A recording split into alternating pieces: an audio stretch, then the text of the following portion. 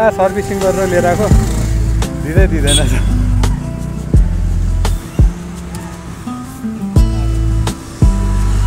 यता 3-4 किलोमिटर त यति राति यार 1 घन्टा जति डोरा ठिक चाहिँ ठिक थियो झन्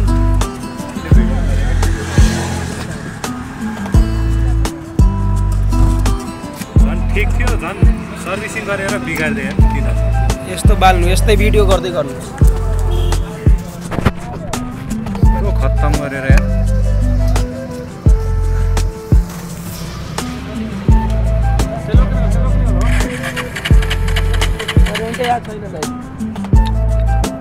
करेन्ट पास भएको छैन